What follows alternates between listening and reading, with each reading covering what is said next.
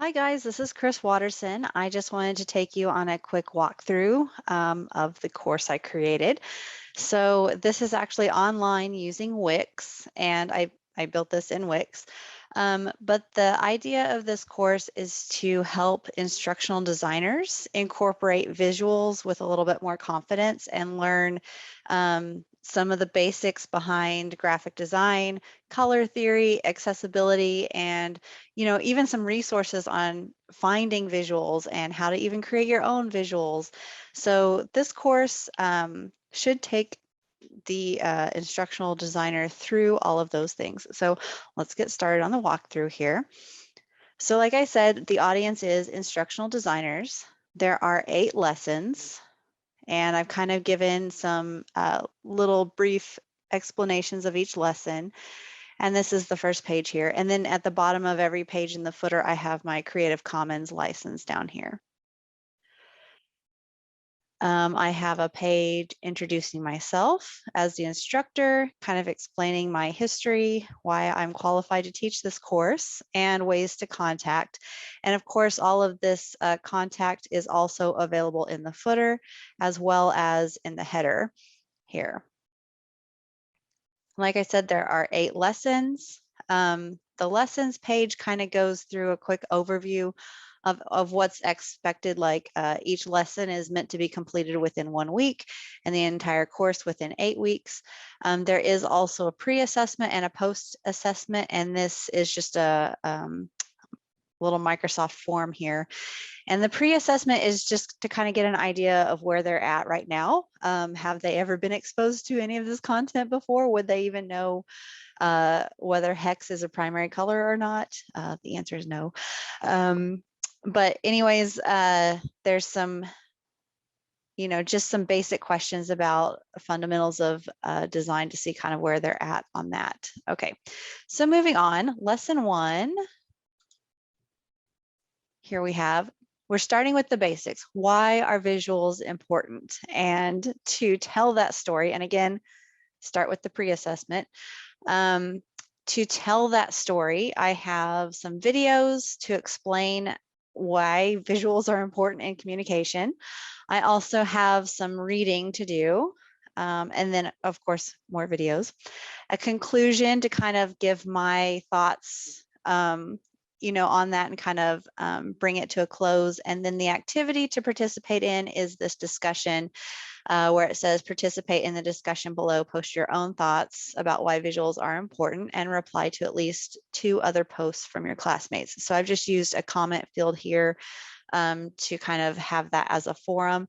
This site has built into it this like login feature. And so if this was like a real thing, I probably would have it so that members could sign in, because obviously I'd want them to pay for the course, and then they would get a membership login, and then it would be kind of like more contained and not just public on the internet where anyone can post on there if they happen to stumble across the page with the comment form.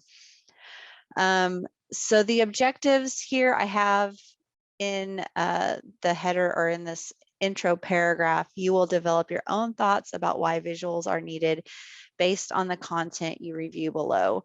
And then it also talks a little bit about the expectations for the assignment there as well. Lesson 2, moving on. So why visuals are important. Now we're moving on to elements and principles of design. And these are like the basic building blocks. And so again, I kind of have at the end of the lesson, you will get hands-on by creating your own PowerPoint slide, demonstrating your understanding of the elements and principles of design. So I don't necessarily go out and say, this is a learning objective, because I want it to be feel a little bit more informal, because these are instructional design students, and I feel like they kind of already know what they're getting into if they get into this course. And so we just kind of go through like the basics of elements and principles. I have some more reading that they can do. Well, this is actually a video on what is design and what is not design. And then the your turn is their assignment to do. So I have a brief description of what's expected.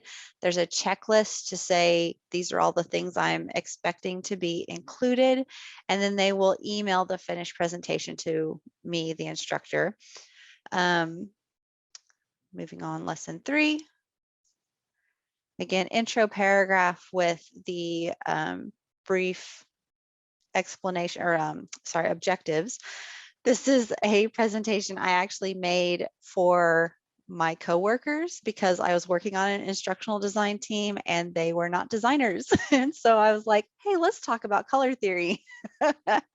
So this was a fun presentation I made. And then what I like about all of these YouTube videos that I have embedded here in the Wix is that you, I'll just play it really quick. They have. Hi everyone, this is Chris Watterson, and I'm going to take you through the basics of some color theory. Pause. They have these buttons on here that you can, even embedded in the website, you can get the closed captioning. So it's accessible, and that means I don't have to worry about my video having captioning. It's already included because it's from YouTube.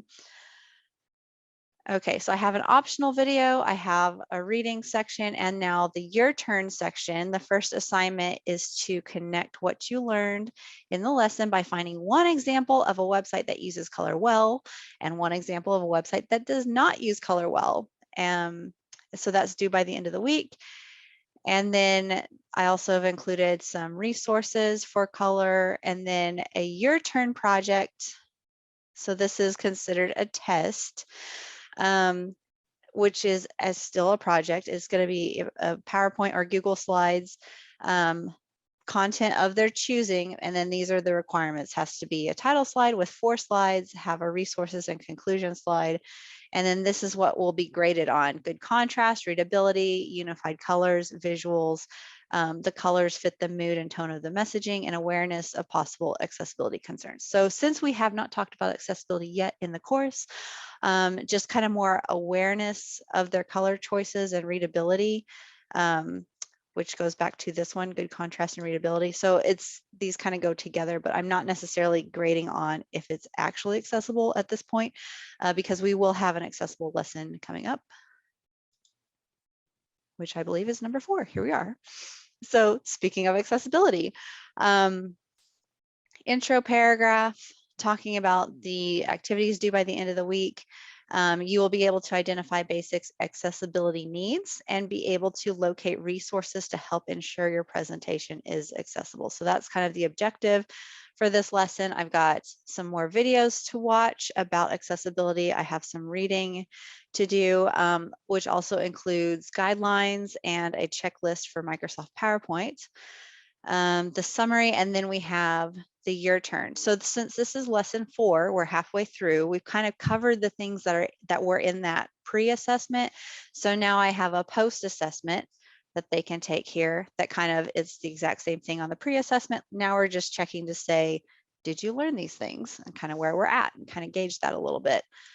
And then next, they'll create a presentation that uses what they've learned about accessibility. So the focus of this week's assignment is not necessarily the overall presentation, it's more how are they handling accessibility and what did they choose to do with that. All right, lesson 5. Now we're starting to talk about visual resources. Let's see, so the main objective is to locate resources and utilize a variety of images in your designs. Here we have some videos, we have some reading. Now these reading is actually just resources of places that you can find free images that you're able to use. I've included a note about copyright, and this is my own experience talking here, so you're free to read that. And then the activity will be a discussion with your classmates. Again, I have the comment field here, and then we have trying out some games. They're not necessarily going to get graded on these games, but they're just kind of fun. Like this one, I shot the serif. It's kind of learning to recognize serifs versus sans serif. And then this color game, this is no joke. I was actually surprised. It's a lot more challenging than you would expect. So even if you consider yourself to be pretty good at picking color, this is going to challenge you. So I encourage you to try it out, have some fun with it. And then the summary. So the main thing that they're getting graded on this week is their participation in the discussion. And then just kind of like being able to speak to where they can find resources for images and things like that. All right, lesson 6. Visual creation tools. So you'll notice over the course of this course, we're starting out super easy and we're getting increasingly more complex. So now we've learned about why visuals are important. We've learned foundational things like elements and principles of design, color theory, accessibility, where to find free images. And now we've taken it a step further to how can I even make my own images? And so this is all right, so here we are. I don't know what just happened there. We had a major malfunction. All right, so lesson 6, we're talking about visual creation tools. So what happens if you can't find the style or graphic you're looking for? So this is where you come to if you want to learn how to make your own. So after this lesson, you'll be able to identify resources to help you create your own images and utilize tutorials and follow step-by-step instructions to create graphics in professional tools. So I've included some YouTube resources here from about using Illustrator. I also have a game included, which is the Bezier game. This is also challenging, but it's like taking the pen tool, which is a big tool in Illustrator, and then kind of teaching you a little bit about how to use the pen tool, which apparently is a little bit challenging inside this game, even though this is something I use all the time. Okay, so moving on, it gets increasingly harder there in that game. I also have a video on creating graphics in Canva. I have some reading that you can do about Adobe and also Creative Cloud, just a statement that says Creative Cloud offers student discounts. So if you're interested in getting started with Adobe, you can start out with a student discount, which is, it's like half price. It's a really good deal. Because I'm a professional. I've been paying for Adobe for many years now since they went to the subscription basis, and being able to, now that I'm a student, go and get the student discount, that's been pretty nice. So the assignment for this week is to work together in a group. And I have instructions here on what is expected and what is expected to turn in. And then the summary of the lesson. So this lesson, basically, you're going to be creating for the project at the end is a participant guide, and they'll use one of the lessons that we've covered so far, 1 through 6, as kind of the basis for the participant guide. And so they'll create a print material to go along with the course. So it's using instructional design, and it's also using learning to use those visual creation tools such as Adobe, and I left it open that they can use any design tool that they choose, work together as a group, help each other learn how to use the tools, and they can use any design tool that they choose. And so that kind of plays on that social learning aspect, that they can help each other learn and things like that. And by the way, and I should mention, each one of these lessons kind of goes along with a different learning theory in that respect. So I've included gamification because I had like some little games in the past lesson, group learning, to work on a project together and kind of learn from each other, as well as the comment, forum discussion section is also to learn from your peers and kind of see what they have to say and kind of formulate your own thoughts and opinions along with your group. And let's keep going here.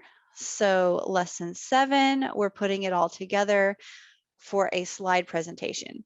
So lesson 7 and 8 are kind of like the culmination of everything we've learned so far. We are putting it all together in a slide presentation. So and then this one also utilizes mobile tools. Again, like I was saying, trying to incorporate different modalities or different ways of connecting the learning. And so here we're talking about digital storytelling because storytelling is important in message communication. And I feel strongly that storytelling is important in instructional design. And even as a marketer, like you'll notice storytelling, like, and now as soon as I say this, you're going to see it everywhere. But even in commercials, telling a story about how this person was struggling, but this product made everything better. You see, even in a quick 30-minute spot, you see the transformation story, the journey that the hero was on, where they were in this place, but then things changed because this happened or whatever, because people connect to stories. So I wanted to include a thing about stories in here, and this was kind of the best place to do it. And then I also was including utilizing mobile tools. And so you can, I was going to have the students choose either Animoto or Vimeo, because both of those are available online and also on your phone. Vimeo is on Android and iOS. And I believe Animoto is only iOS, but also the web. So there's multiple ways to interact with both of those tools. I'm pretty sure they're both free, so they'd be, able to be used by anybody. There's no barrier there. And so I talk a little bit about why story is important. And I talk a little bit about what's expected in the video. The video needs to be at least 2 minutes, and it's included in a eight slide deck of their choosing. It could be Google Slides or PowerPoint. And so kind of the concept of putting it all together, it needs to have visuals, it needs to have color, we need to have at least one graphic that's created by the student, it must have accessibility, captions, alt tags, all the things. So kind of like be putting all of these things together that we've learned so far to demonstrate their understanding. And then lesson 8, again, putting it all together, but this time we are going to be putting it all together in a video presentation, because I feel like as instructional designers, a lot of times if you're creating your own content, it's either going to be in a PowerPoint presentation or it's going to be a video. And so being able to understand both of those technologies and incorporate them with visuals and your content, it's a good skill. So it's a good way to practice that. So I was trying to kind of like think of practical things that an instructional designer could walk away from this course with. So and again, like I said, we're utilizing different methodologies or different modalities of conveying this content. So one of the ways is to have a virtual kind of a conference call type thing. So part of the activity this week will be to participate in a virtual call. And so there's going to be some activities here. This is kind of the expectation, the objectives, if you will. And then the project is the video that they will create. So they'll need to watch this video on Rush just so that they can have an understanding about Rush. The call itself is going to be going over Rush, which is I want to say it's like a watered down version of Premiere Pro, which Premiere Pro you can do a lot with, but it can also get super technical and detailed because you can do so much with it. But Adobe Rush is a very quick and easy, anybody can use it. I want to say there's a free trial, but I don't think it's entirely free. Like I want to say it's a subscription-based thing. Anyways, so they'll participate in the call and then they will create the video. And then here is, now that they've turned in the project, please participate in this exit interview, which is again another Microsoft form. And it just kind of has some open-ended questions to get feedback on the course. And so to go through the rest of the course, I have a page here on grading, which explains how the assignments are weighted. And then it goes through each lesson and kind of talks a little bit about what those assignments are and what they are weighted. The details of each assignment obviously is in each lesson, but this was more just talking about the weighting of it. The resources page, this actually pulls everything from each of the pages or each of the lessons to one page, so they can go through and click the links and they have them all together in one place. So like all of the free stock images, accessibility links, color links, all of the different things that we talk about in each of the lessons are all here.